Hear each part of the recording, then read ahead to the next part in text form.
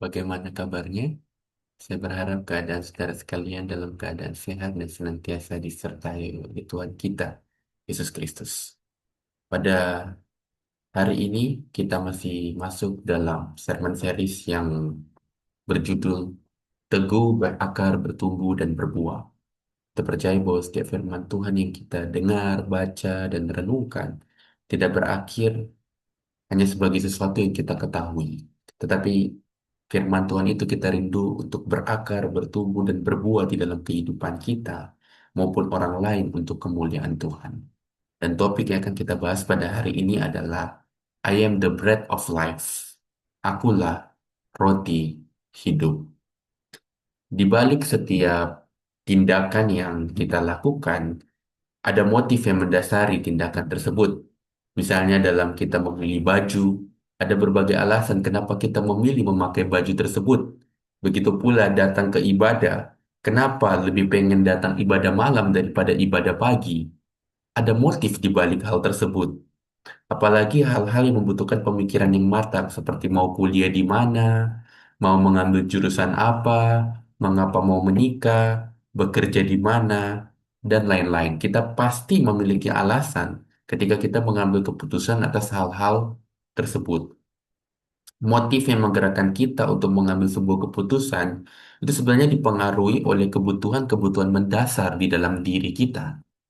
Saya yakin ketika saudara melihat piramida ini, saudara akan familiar dengan tokoh yang mengemukakan piramida ini. Tokoh tersebut adalah Abraham Maslow, seorang ahli psikologi yang sangat terkenal.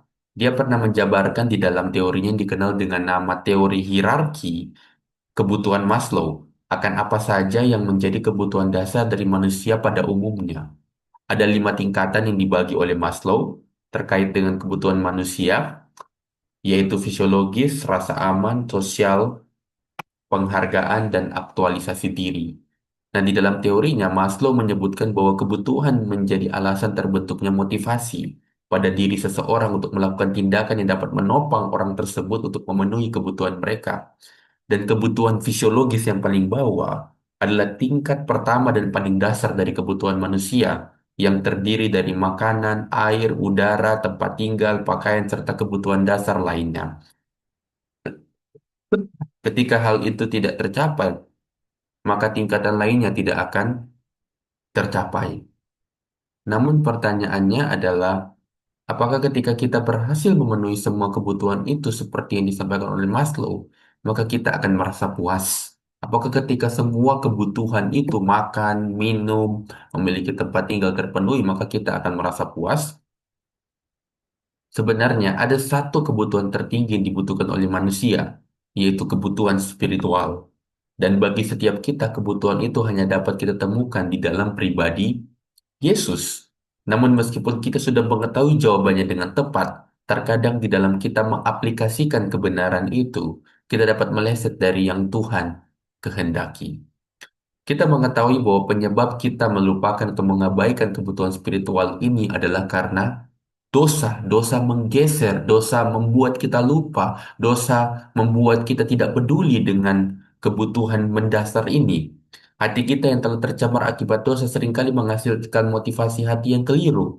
Bahkan kadangkala tindakan-tindakan kita yang kelihatannya benar dan rohani bisa dilatar belakangi dari motif yang tidak benar akibat hati kita yang tercemar oleh dosa. Oleh karena itu, biarlah melalui khotbah ini, hati kita bisa kembali diarahkan kepadanya sesuai dengan kehendaknya.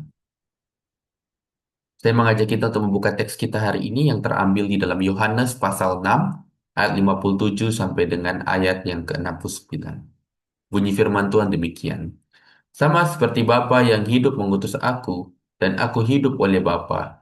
Demikian juga barang siapa yang memakan aku akan hidup oleh aku. Inilah roti yang telah turun dari sorga. Bukan roti seperti yang dimakan nenek moyangmu dan mereka telah mati. Barang siapa makan roti ini akan hidup selama-lamanya.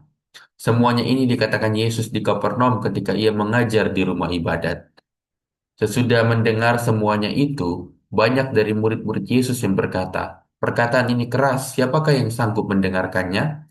Yesus yang di dalam hatinya tahu bahwa murid-muridnya bersungut-sungut tentang hal itu berkata kepada mereka, Adakah perkataan ini menggoncangkan imanmu?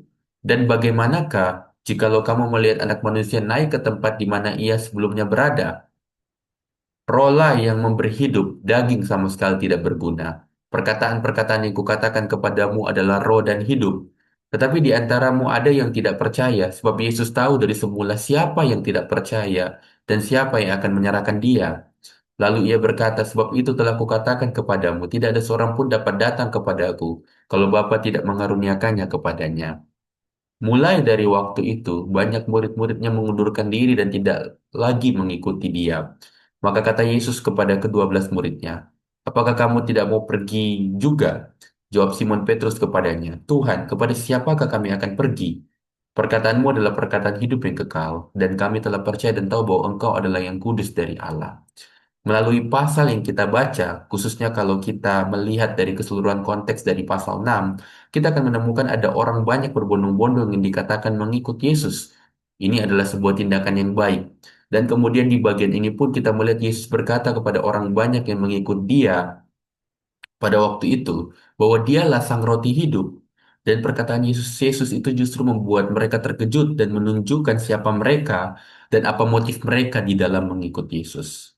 Poin saya dalam khotbah ini hanya dua, yaitu yang pertama adalah mengapa Yesus menyebut dirinya roti hidup. Dan yang kedua adalah apa yang menjadi motif orang banyak mengikut Yesus. Kita akan membahas poin pertama, mengapa Yesus menyebut dirinya roti hidup. Ada tiga kelompok orang yang pada waktu mendengar Yesus mengatakan akulah roti hidup. Kelompok pertama adalah mereka yang dikatakan orang-orang Yahudi ayat 41 dan ayat 52.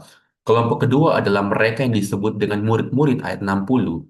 Mereka adalah murid-murid yang lain di luar 12 murid. Dan kelompok yang ketiga adalah 12 murid ayat 67.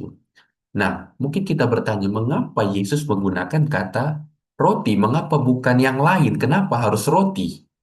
Nah, roti ini memiliki sebuah sejarah di dalam peristiwa ataupun sejarah bangsa Israel.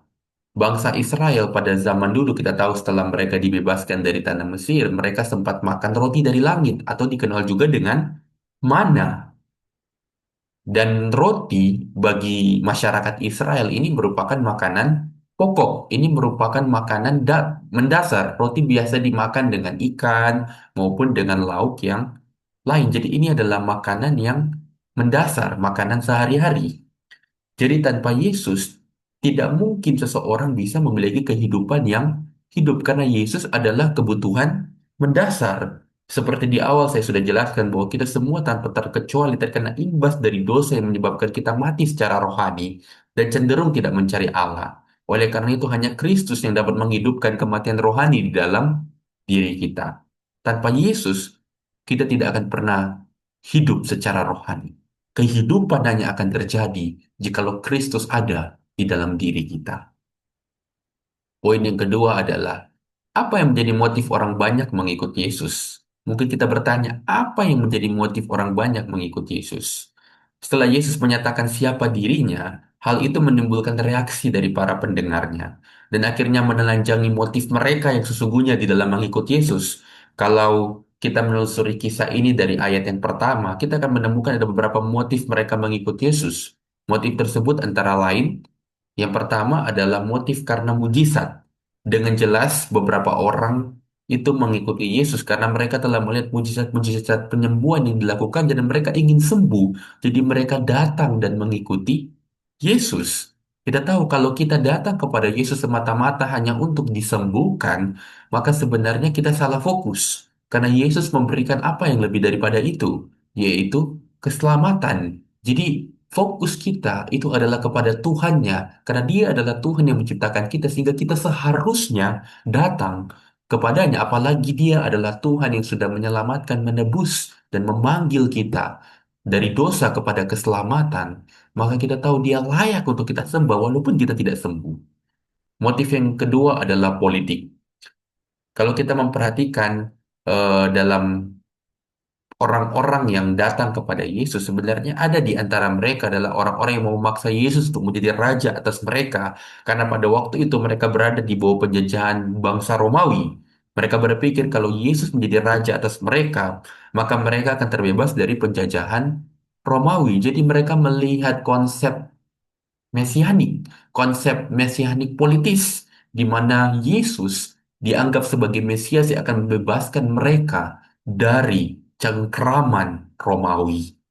Jadi mereka ingin datang kepada Yesus kalau Yesus bisa membebaskan mereka dari cengkraman Romawi. Dan yang ketiga, masalah yang sangat simpel, yaitu mereka punya motivasi, yaitu masalah perut.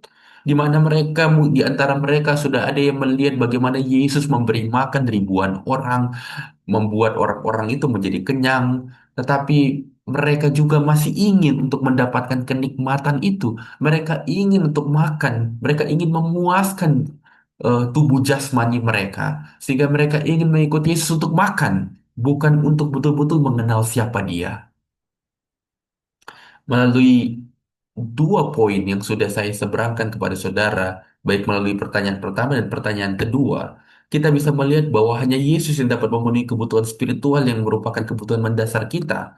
Anehnya, dosa membuat kita tidak bisa melihat kebenaran itu, sehingga mengikuti Yesus dengan berbagai motif yang tidak sesuai dengan kehendak. Di akhir daripada khotbah ini, saya mengajak kita untuk merenungkan tiga pertanyaan reflektif. Yang pertama adalah, apakah Kristus telah menjadi roti hidup di dalam kehidupan kita? Apakah Kristus telah menjadi roti hidup, telah menjadi kepuasan kehidupan spiritual kita yang utama di dalam kehidupan kita? Apakah kita telah melihat bahwa Yesuslah kebutuhan mendasar kita? Dan yang kedua adalah, apakah motivasi kita untuk mengikuti Yesus? Apa motivasi kita untuk mengikuti Yesus? Apakah kita mengikuti Yesus untuk disembuhkan? Apakah kita mengikuti Yesus untuk bebas dari penjajahan? Apakah kita mengikuti Yesus untuk mengalami kenikmatan jasmani? Apa motivasi kita mengikuti Yesus? Dan yang ketiga adalah, apakah Kristus telah menjadi penggerak yang memotivasi seluruh kehidupan kita? Apakah pendorong di dalam kehidupan kita adalah Kristus, ataukah ego kita, ataukah prestasi kita, ataukah apapun dalam kehidupan kita dan bukan Kristus? Oleh karena itu, biarlah melalui perenungan ini, kita sama-sama diajak untuk kita dapat mengingatkan diri kita, merefleksikan tentang diri kita di hadapan Kristus.